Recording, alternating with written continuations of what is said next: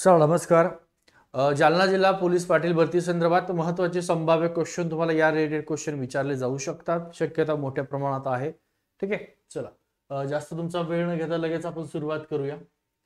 तत्पूर्वी चॅनल नवीन आहेत, अजून चॅनल सबस्क्राईब नसेल तर चॅनलला पटकन सबस्क्राईब करून घ्या. जालना जिल्हा जी काही पोलीस पाटील भरती आहे बघा, जालन्याची पोलीस पाटील भरती महत्वाची 30 तारीख तुमची फॉर्म भरायला शेवटची 30 सप्टेंबर ही फॉर्म भरायची शेवटची तारीख आहे. परंतु फॉर्म अजून अनेक जणांचे पेंडिंग आहेत, तर फॉर्म लवकर भरून घ्या. आणि जालना जिल्ह्यामध्ये सगळे तुमचे 80 जे क्वेश्चन आहेत ते कशा प्रकारे क्वेश्चन विचारतात हे सुद्धा आपण बॅच सुरू केलेली आहे, त्या बॅच मध्ये दिलेला आहे. हा आपला नंबर आहे 9552 62 95 63. या नंबर तुम्हाला जर बॅच जॉईन करायचं पोलीस पाटील भरतीचं, ह्या नंबरला सेव्ह करून घ्या. गुबई नवल सर नावाने व्हॉट्सअपला हाय पाठवा आणि पोलीस पाटील भरती श्री अकॅडमीचं आपलं ॲप आहे, ते ॲप मी तुम्हाला पाठवणार आहे. त्याची लिंक ठीक आहे, श्री अकॅडमी लिंक पाठवतो, ॲप डाउनलोड करून घ्या. तिथं पोलीस पाटील भरतीची बॅच आहे ती जॉईन करून घ्या. ओके, चल बघा एक सेकंद.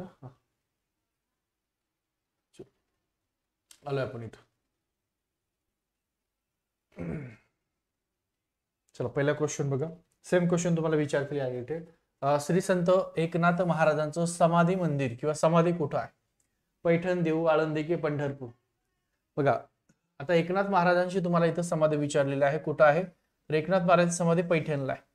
मग तुम्हाला जगद्गुरू संत तुकाराम महाराज विचारतील, तर तुकाराम महाराजांची समाधी कुठं आहे? तुकाराम महाराज देऊ इथं आहे. संत ज्ञानेश्वर महाराजांची आळंदी इथं आहे, संत ज्ञानेश्वर महाराज. ह्या तुम्हाला यावरती एक क्वेश्चन विचारू शकता, शक्यता आहे, कारण सामान्यांचा आवाका खूप मोठा आहे. 20 प्रश्न तुम्हाला कशावरही विचारू शकता. ते बॅच मध्ये खूप दिलेला आहे, तुम्हाला नोट सुद्धा दिलेली, ती नोट सुद्धा खूप महत्वाची. आता बघा हा क्वेश्चन इथं काय क्वेश्चन आहे. आता हा क्वेश्चन सुद्धा बघून घ्या. खालील वर्णावरून संत ओळखायचा आहे. चला क्लास सुरू आहे, थोड्या वेळा मी तुम्हाला कॉल करतो. ओके, चल एक कॉल आलेला इथं, हरकत नाही. खालील वर्णावरून संत कोणते आहे ते ओळखायचं. काही काही तुम्हाला पर्याय दिलेत खाली. काय? त्यांचा जन्म पैठण इथे झाला असा एक तुम्हाला ऑप्शन दिला. त्याच्यानंतर ते संत जनार्दनी स्वामी यांचे अनुयायी आहेत. ठीक आहे. त्याच्यानंतर आजोबा चक्रपाणी यांनी त्यांची काळजी घेतली आहे. त्यांची भारूड आणि गवळण ही साहित्य प्रसिद्ध आहे. आता बघा पैठण इथं जन्म झालेला आणि पैठण इथं समाधी असलेले कुठले आहेत? तर संत एकनाथ महाराज आहेत. त्यांचा जन्म सुद्धा पैठणला झालेला आहे आणि त्यांची समाधी सुद्धा पैठण. त्यासोबत त्यांनी भारुड मध्ये लेखन केलेलं आहे, भारुडाचं लेखन केलेलं आहे. त्याच्यासोबत गवळणी सुद्धा, त्यांच्या गवळणी सुद्धा प्रसिद्ध आहे.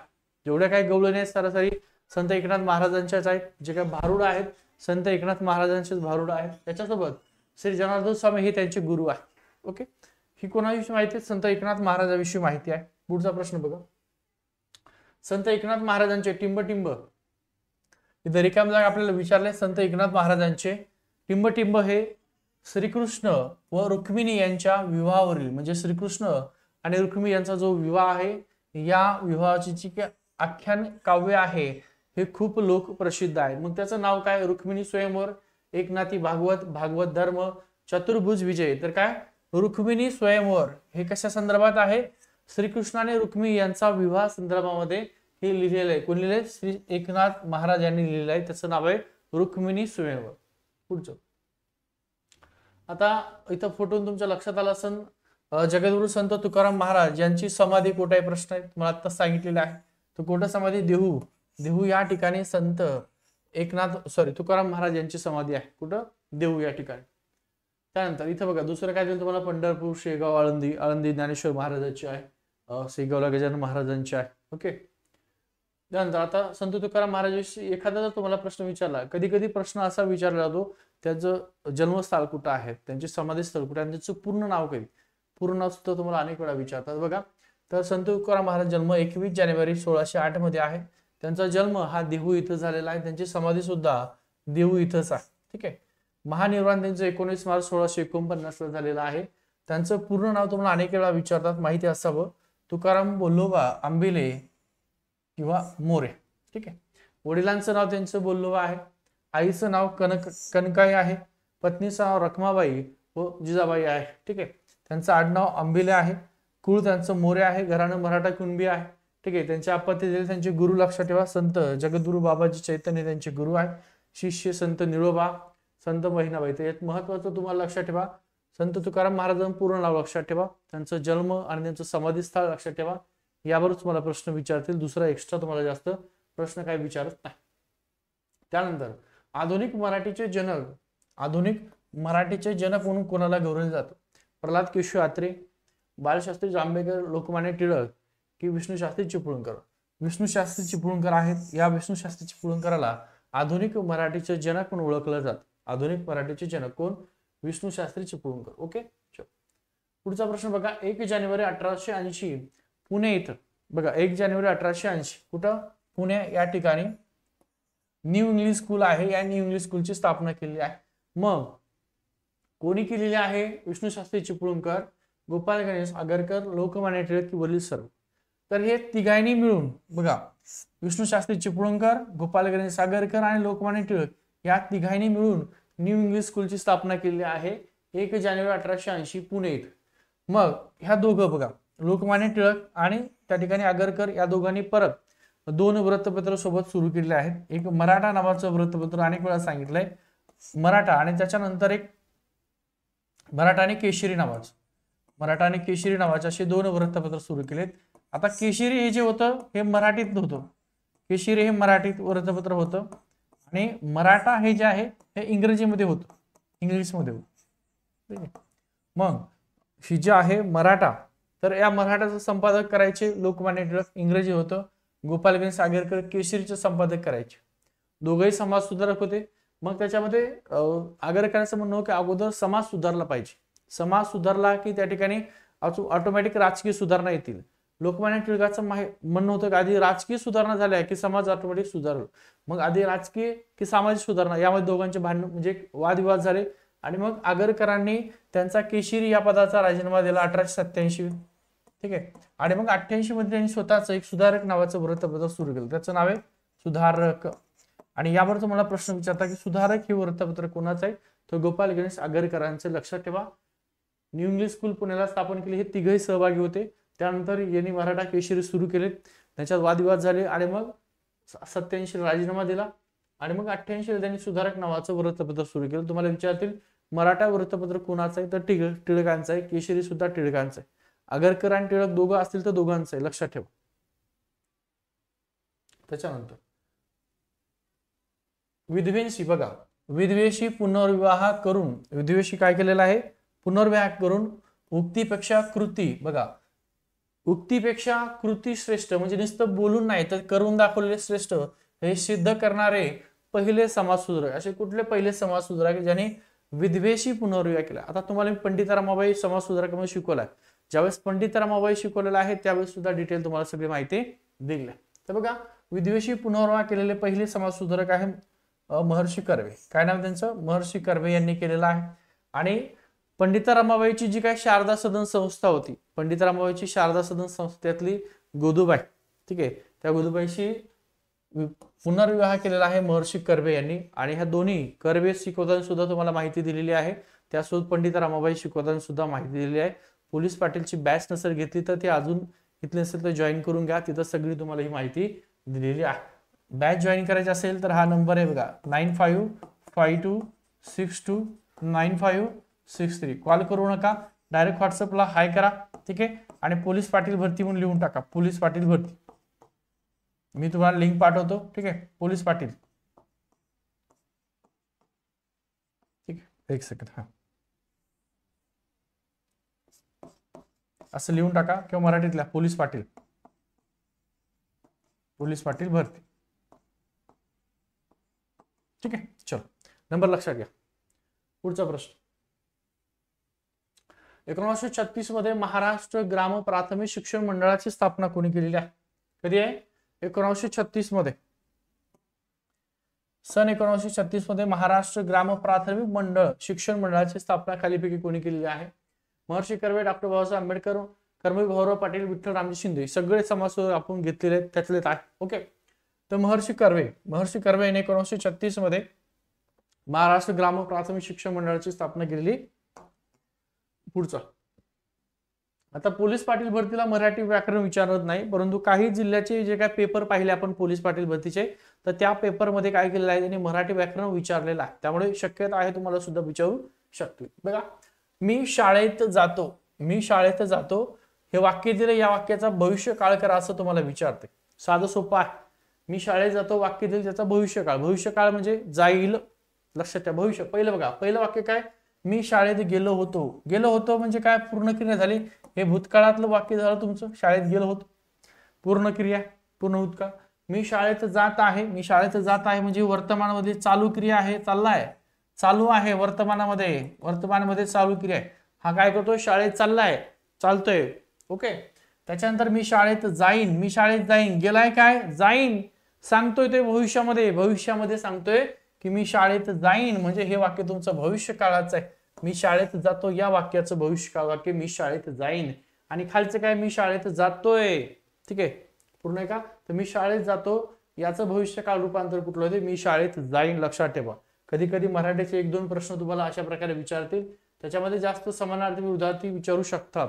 आता तुम्हाला एक समानार्थी शब्द दिलेला आहे, पर्वत हा शब्द दिलाय. पर्वत या शब्दाचा समानार्थी शब्द कुठला आहे असं ओळख, तर नदी, नाला, समुद्र, सागर, घर, मंदिर. तर पर्वताला डोंगर, गिरी, अच, अब्द असे वेगवेगळे पर्वतासाठी समानार्थी शब्द आहेत. तर गिरी, डोंगर, अब्द हे पर्वतासाठी समानार्थी शब्द आहे. पर्याय क्रमांक 1 त्याचं करेक्ट उत्तर. ओके, पुढचं. आता तुम्हाला बुद्धिमत्ता रिलेटेड, आता जरी त्यांनी गणित दिलं असेल तरी काही पेपरला तुम्हाला बुद्धिमत्तेचे प्रश्न विचारलेत, सेम अशा प्रकारे तुम्हाला क्वेश्चन विचारतील. ठीक आहे, चला 1 सेकंद. ओके, चल बघा क्वेश्चन काय दिलाय तुम्हाला, खालीलपैकी कोणता पर्याय दिलेली अक्षर श्रेणी पूर्ण करेल. आता अक्षर श्रेणी दिली ती तुम्हाला पूर्ण करायची आहे. काय दिलंय इथं, EGF दिलंय, IKJ दिले, आणि इथं तुम्हाला रिकामी जागा दिलेली आहे ती पूर्ण करायची. आणि पुढे पुन्हा तुम्हाला शब्द दिलेला आहे QSRUWV. ठीक आहे. आता इथं क्वेश्चन मार्क आहे, आपल्याला इथली संख्या काढायची.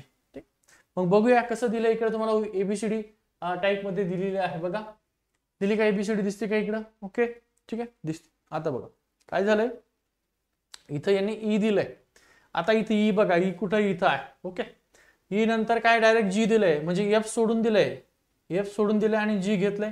त्याच्यानंतर F घेत, हा G सोडून दिलंय, F घेतलेला आहे. ठीक आहे. हा, आता हे 3-3 वेगळे गट आहे. बघूया. E नंतर काय घेतले यांनी, 1 2 3 सोडून I घेतले. ठीक आहे, I नंतर 1 2 3 सोडून M घेऊया, M नंतर 3 सोडून 1 2 3 Q घेऊया. आता ही सिरीज वेगळी आहे. बघा सिरीज कशी आहे बघा, ही आता अशा प्रकारे तुम्हाला सिरीजवर क्वेश्चन विचारतील. इथं बघा E दिलेला आहे, E नंतर इथं I घेतलंय. ठीक आहे, E कुठे बघा, इथं, इथं इथं आहे. ठीक आहे, E नंतर 3 अक्षर सोडून म्हणजे FGS सोडून काय घेतलंय, समोरचं I घेतलेलं आहे. ठीक आहे, I नंतर त्यांनी काय केलं, हे 3 सोडून M घेतलेला आहे. ठीक आहे, आपण इथं M लिहूया, कारण इथली आपल्याला रिकाम जागा काढायची. M सोडून तिसरे 3 अक्षर सोडून देऊया, NOP हे 3 सोडू आपण, आणि पुढचं Q घेऊया. आहे का Q, आहे. Q नंतर 3 सोडून देऊया, RST हे 3 अक्षर सोडून द्या, U घेऊया. इकडे आहे का U, आहे, करेक्ट. ठीक आहे. आता 2 नंबरचं बघा, मग काय केलं त्यांनी, E नंतर G घेतलेला आहे. E कुठे, E नंतर 1 सोडून G घेतलंय. ठीक आहे, 1 सोडून G घेतलेला आहे. ओके, मग इथं काय करायचं आपल्याला, M जे आहे इथं G घेतलंय, नंतर G नंतर K घेतलंय. ओके, I कुठे बघा, I नंतर 1 सोडून K घेतलेला आहे. सेम त्यांनी तसं केलं, I सोडून 1 सोडून K घेतलंय. इथं E नंतर 1 सोडून F सोडून G घेतलंय. ठीक आहे, G नंतर इथं K आहे बघा, G कुठे, G नंतर इथं पेन दुसरा घेतोय मी. ओके, बघा G आहे इथं HIJ आणि K. ठीक आहे, म्हणजे G नंतर 3 अक्षर सोडून K घेतलंय. ओके, परत K नंतर 3 अक्षर 1 2 आणि 3 अक्षर सोडले तर O घेतले. आहे का O, इकडे O, इथं O येईल. ठीक आहे, त्याच्यानंतर O नंतर परत 3 अक्षर जर सोडले 1 2 3 काय, S येईल. आहे का S, करेक्ट आहे. S पासून पुन्हा 3 अक्षर सोडायचे, 1 2 3 W, आहे का W. आता लक्षात ठेवा याने काय केलं इथं, आता हे सगळंच खोडतं बघा, आणि नेमकं काय केलं इथं लक्षात ठेवा. E घेतले, E सोडून पुढची 3 अक्षर. ठीक आहे, I सोडून आयच्या पुढचं 3 अक्षर सोडून 4थं अक्षर घेतलंय. इथं आता ई नंतर 3 अक्षरे सोडले, इथलं सुद्धा खोडतोय, तुम्हाला लक्षात येऊन जाईल क्लिअर मध्ये ते. अशा प्रकारे तुम्हाला एक 2-3 क्वेश्चन विचारू शकतो बरं का. बघा ओके, ई घेतलंय इथं, ई बघूया. ई नंतर 3 अक्षर सोडून चौथं आय घेतलंय इथं, आय नंतर 3 अक्षर सोडून यम घेतलंय इथं, यम लिहूया आपण. Okay M. आता डायरेक्ट जीचं घेऊया. जी नंतर 3 अक्षरे सोडून बघा, जी कुठे इथं जी आहे 3 अक्षर म्हणजे 1 2 आणि 3, के घेतलंय, आहे का के. के नंतर 3 अक्षर सोडून 1 2 आणि 3 सोडून दिले, ओ घेतलंय इथं, ओ द्यावं लागेल. ओके, त्याच्यानंतर पुढचं यप. यप नंतर बघा इथं यप आहे, यप नंतर 1 2 3 सोडून जे घेतलं, आहे का जे आहे. जे नंतर 3 अक्षर सोडून 1 2 आणि 3 सोडून एन घेतलेला आहे, म्हणजे इथं एन द्यावा लागेल. एन नंतर 3 अक्षर सोडून 1 2 3 सोडून आर घ्यावा लागेल, आर आहे का आर. आर नंतर 3 अक्षर सोडून 1 2 3 व्ही घ्यावा लागेल, आहे का व्ही. सेम अशा प्रकारे काय केल्याने 3च्या फरकाने पुढचं चौथं अक्षर घेतलेलं आहे सेम. मग इथं काय येणार आहे तर M O N, M O N येणार आहे का पर्यायमध्ये. एम ओ एन पहिलंच ऑप्शन आहे, M O N, M O N आहे. आणि खाली बघा थोडस तुम्हाला दिलेलं आहे, इथं खाली जर पाहिलं असेल तर बघा खाली काय दिले तुम्हाला, एम एन ओ दिलेला आहे. त्यामुळे थोडीशी चूक जर झाली तर तुमचा प्रश्न त्या ठिकाणी चुकू शकतो, म्हणून एम ओ एन आहे. व्यवस्थित करून घ्या अशा प्रकारे. दुसरा सुद्धा क्वेश्चन सेम दिलाय बघा. आता हा अंकामध्ये तुम्हाला दिलेला आहे, काय दिलं त्याच्या अंकामध्ये बघा. इथं तुम्हाला एका सांकेतिक भाषेत प्रिन्स हा शब्द दिलाय, काय दिला इथं लिहितो मी, PRINCE असा प्रिन्स शब्द तुम्हाला दिलाय. काय दिलाय, प्रिन्स हा शब्द दिलाय. त्या शब्दाचा संकेतांक इथं खाली दिलाय 15 17 81 324 असा दिलाय. तर त्याच भाषेत किंग, त्याच भाषेत काय दिलं तुम्हाला, KING, किंग. किंग हा जो शब्द दिला किंग, किंग या शब्दाचा संकेतांक काय असं दिलेला. आता प्रिन्स जसं दिलंय तसं आपल्याला किंगचं काढायचंय, बघूया. ओके चलो, आता प्रिन्स मध्ये पी बघूया. पी कुठं आहे, पी इथं आहे. पीचा संकेतांक किती आहे, 16 आहे. काय दिलंय आपल्याला 15, ठीक आहे हरकत नाही. आर बघूया, दुसरं आर आहे. आरचं कुठे आहे, आर इथं आहे. आरचा संकेतांक 18 आहे, दिला किती 17. म्हणजे याचा अर्थ जी काय संख्या, त्याचा जो काय संकेत आहे त्याच्यापेक्षा -1 केला आहे आणि तो दिला. आता आपण लिहून घेऊ बघा, पी किती आहे इथं बघा, पीचं दिलंय तुम्हाला, पी 16 आहे. ठीक आहे, 16तून काय केलं त्यांनी, एक मायनस केला, 15 दिलंय. आर दिले, आर किती आहे बघा, आर 18 आहे, -1 करा, 17 दिले. ठीक आहे, त्याच्यानंतर आय दिलेला आहे. आय कुठे बाबा, 9 इथं आहे. आय किती आहे, 9 आहे. 9 मधून एक मायनस करा. ठीक आहे, म्हणजे या ठिकाणी किती येईल ते 8 येईल. दिले का 8 आहे, 8 दिलेलं. त्याच्यानंतर एन बघा, एन कुठं आहे, इथं एन आहे. एनचा किती संकेतांक 14 आहे. ठीक आहे, 14 एनचा संकेतांक दिलेला आहे. मग एक मायनस करा, 13 आहे का, 13 आहे, दिले. सी बघा, सी कुठे, इथं 1 पासून बघा हे संकेतांक कसं आहे, आपली जी एबीसीडी झेड पर्यंत एकूण 26 अंकाची आहे. ए ला 1 नंबर द्यायचा तर झेड ला 26 नंबर. तसं सी किती आहे, इथं 3 नंबरला सी आहे. मग 3 मधून एक मायनस करा, 2 आहे का, 2 बघा इथं दिलंय. आता 4.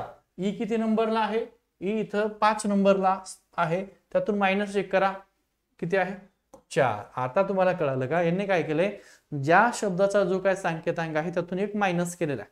आता किंग हा शब्द दिला आपल्याला, किंग काय दिला, KING किंग. आता के चा संकेतांक काय बघा, लालनी घेऊ आपण. ओके, के कुठं आहे, के इथं आहे. के चा संकेतांक आहे 11. 11 मधून एक मायनस करा, इथं लिहा 10. ओके 10. त्याच्यानंतर आय, आय कुठं आहे, आय इथं आहे. आयचा संकेतांक किती आहे, 9 आहे. एक मायनस करा, 8. ठीक आहे, त्याच्यानंतर एन आहे. एनचा संकेतांक 14 आहे. एनचा किती आहे, 14. एक मायनस करा, 13. इथं लिहू आपण 13. ठीक आहे, त्याच्यानंतर काय राहिलं, जी राहिलं. जी कुठे आहे, जी इथं आहे. जीचा संकेतांक 7 आहे. एक मायनस करा, 6. ठीक आहे, हे 6. आता तुमचं जे काय उत्तर आहे ते आलं, उत्तर करेक्ट. 10 8 13 आणि 6 कुठल्या पर्यायामध्ये बघा, 10 8 13 आणि 6 पहिलाच पर्याय. 10 आहे, 8 आहे, 13 आहे आणि 6 पहिलाच पर्याय तुमचा करेक्ट आहे. अशा प्रकारे तुम्हाला सोडवायचे पेपरला येणार आहे पोलीस पाटील भरती. अनेक जण ज्यांना या संदर्भात काहीच माहिती नाहीये, बॅच मध्ये तुम्हाला सगळं शिकवलं जाणार आहे, काळजी करू नका. तुमची जी काय प्रॅक्टिस आहे ती प्रॅक्टिस सुद्धा 11 तारखेपर्यंत घेतली जाणार आहे. शक्यता आहे पोलीस पाटील भरतीला सर्वाधिक प्रश्न आपले येण्याची चान्सेस मोठ्या प्रमाणात आहे. ओके, चो हा झालाय का? हा केलाय. ओके, आता या ठिकाणी सामान्यांचा प्रश्न बघा. काय प्रश्न आहे? दाल सरोवर दिले तुम्हाला, दाल सरोवर असे प्रश्न विचारतील ना भारतात. दाल सरोवर कोठे आहे असा प्रश्न तुम्हाला विचारला. जम्मू काश्मीर, आंध्र प्रदेश, राजस्थान की तामिळनाडू? तर दाल सरोवर हे जम्मू काश्मीर इथं आहे. कुठे आहे? जम्मू काश्मीर. खूप प्रसिद्ध आहे आणि अनेक वेळा खूप सगळ्याच एक्झामला यावर प्रश्न तुम्हाला विचारलेला आहे. आता प्रश्न बघा, थंड हवेचे ठिकाण तुम्हाला विचारतात, परंतु इथं प्रश्न तुम्हाला काय दिला? विदर्भातील विचारलाय. विदर्भातलं थंड हवेचं ठिकाण. आता तुम्हाला महाबळेश्वर माहिती आहे. कुठे आहे रे बाबा महाबळेश्वर? महाबळेश्वर त्यानंतर पाचगणी साताऱ्याला आहे. कुठं आहे? साताऱ्याला. महाबळेश्वर साताऱ्याला. माथेरान कुठे आहे? रायगडला आहे. माथेरान रायगडमध्ये आहे. ठीक आहे. त्याच्यानंतर पाचगणी ही सुद्धा साताऱ्याला. याला टेबल लँड म्हणतात. पाचगणीला टेबल लँड म्हणतात. प्रश्न तुम्हाला पाचगण देतील किंवा मग टेबल लँड. खालीपैकी महाराष्ट्रातल्या कोणत्या ठिकाणी हे थंड हवेचं ठिकाण आहे? साताऱ्यामध्ये. पाचगणीचं दुसरं नाव टेबल लँड आहे.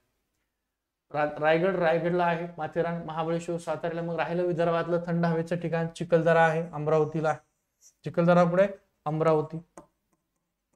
हे थंड हवेचे ठिकाण. यावर तुम्हाला प्रश्न विचारतात, लक्षात ठेवा. यातलं कुठलं विचारतील? महाबळेश्वर विचारतील, माथेरान विचारतील, चिखलदरा विचारतील, पाचगणी विचारतील, महेशमाळ छत्रपती संभाजीनगरचं महेशमाळ सुद्धा विचारतील, तोरणमाळ सुद्धा नंदुरबार मधलं विचारतील. ठीक आहे. पाचगणी त्यानंतर महेशमाळ. महेशमाळ कुठे आहे? छत्रपती संभाजीनगर मध्ये महेशमाळ आहे. थंड हवेचे ठिकाण छत्रपती संभाजीनगर. ओके. त्याच्यानंतर तोरणमाळ आहे. तोरणमाळ हे कुठे आहे? नंदुरबारला आहे. नंदुरबार. ठीक आहे, विचारतील तुम्हाला. पुढचं, गुजरात राज्यातील गीर अभयारण्य टिंबटिंबसाठी प्रसिद्ध आहे किंवा राखीव ठेवण्यात आलेलं आहे. कुठल्या प्राण्यासाठी गीर अभयारण्य आहे? गुजरात राज्यातलं गीर अभयारण्य आहे. असे स्पेसिफिक एका प्राण्यासाठी राखीव ठेवण्यात आलेलं आहे. मग तुमच्याकडे ऑप्शन दिलेला आहे. वाघासाठी ठेवलंय, हत्तीसाठी ठेवलंय, सिंहासाठी ठेवलं की गेंड्यासाठी ठेवलेलं आहे? गेंड्यासाठी आसाम मधलं आहे. आसाम मधलं अभयारण्य गेंड्यासाठी आहे. ठीक आहे. गुजरात मधलं अभयारण्य कुठलं आहे? तर सिंहासाठी, आशियन सिंहासाठी गीर अभयारण्य आहे, जे राखीव ठेवण्यात आले. कोणासाठी आहे? तर सिंहासाठी आहे. आता इथं तुम्हाला काय दिले बघा. सीताराम राघव यांच्या वयाचे गुणोत्तर 3:4 आहे. राघव मनोहर यांच्या वयाचे गुणोत्तर 5:2 आहे. मनोहरचं वय 16 वर्ष आहे, तर सीतारामचं वय किती आहे? अशा प्रकारे तुम्हाला क्वेश्चन त्या ठिकाणी दिले जातील. ओके, हा शेवटचा क्वेश्चन आहे. आणि लक्षात ठेवा, अजून तुम्ही बॅच जॉईन नसेल केली तर बॅच जॉईन करा. श्री अकॅडमीचं आपलं ऍप आहे. काय नाव ऍपचं? श्री अकॅडमी. असं तुम्ही प्ले स्टोरला जा, मराठीत जर असं टाकलं सेम अशाच प्रकारे मराठी टाका श्री अकॅडमी, तरच आपलं ऍप येतं. कारण ऍप मुद्दाम मराठीतच आपण घेतलेला आहे, श्री अकॅडमी. ठीक आहे. इथं खाली तुम्हाला श्री अकॅडमी गोविंद नवल सर दिसेल. श्री अकॅडमी गोविंद नवल सर असं त्या ठिकाणी प्ले स्टोरला डायरेक्ट जा, असं श्री अकॅडमी टाका, ऍप येऊन जातं. किंवा या व्हिडिओच्या डिस्क्रिप्शन सुद्धा आपण लिंक दिली आहे श्री अकॅडमीची डाउनलोड. ती जर नसेल करायची, हा नंबर सुद्धा 955262 9563 हा नंबर दिलेला आहे. या नंबरला सुद्धा तुम्ही हाय करा आणि पोलीस पाटील भरती का, तर तुम्हाला या ठिकाणी सुद्धा सगळी माहिती दिली जाईल. ओके. चल, आता सीताराम राघव आणि यांचं वयाचं गुणोत्तर तुम्हाला दिलेलं आहे. बघा काय वयाचं गुणोत्तर. सीताराम आणि राघव हे दोन व्यक्ती दिले आहेत. एक दिला सीताराम, इथं लिहितो आपण सीताराम. दुसरा राघव दिलाय. ठीक आहे, राघव लिहिलाय. यांचं वयाचं गुणोत्तर आहे 3:4. ठीक आहे. त्याच्यानंतर राघव आणि मनोहर दिले. राघव तो ऑलरेडी आहे. मनोहर इथं लिहावं लागलं आपल्या मनोहर यांचं वयाचं गुणोत्तर किती दिले? राघव मनोहर 5:2 दिले. राघव आणि मनोहरचं 5:2 गुणोत्तर दिलेलं आहे. ओके. आता मनोहरचं वय 16 वर्ष. मनोहरचं वय किती आहे? 16 वर्ष आहे. तर सीतारामचं वय किती आपल्याला असा प्रश्न दिला. आता मनोहरचं वय दिलं आपल्याला, किती आहे? मनोहरचं वय 16 वर्ष. ठीक आहे. इथं मनोहर लिहूया 16 वर्ष. पेन चेंज करतोय. ठीक आहे. मनोहरचं 16 वर्ष आहे.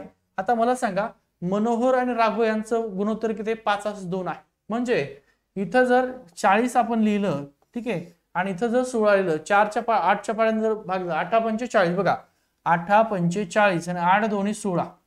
8ने भाग जातोय का? बरोबर. एका संख्येने भाग गेला ना, गुणोत्तर तयार झालं ना. राघवचं 40 वर्ष वय आहे, मनोहरचं ऑलरेडी आपल्याला 16 दिलेला आहे. म्हणजे 8:45 आणि 8:2 16 यांचं गुणोत्तर आलं का? 5:2 आलंय ना. ठीक आहे. म्हणजे इथं राघवचं वय 40 वर्ष आहे, मनोहरचं वय 16 वर्ष आहे. आता इकडे आपल्याला काय विचारलं? सीतारामचं वय विचारलंय. आता या दोघांचं बघा, सीतारामचं आणि राघवचं गुणोत्तर 3:4 आहे.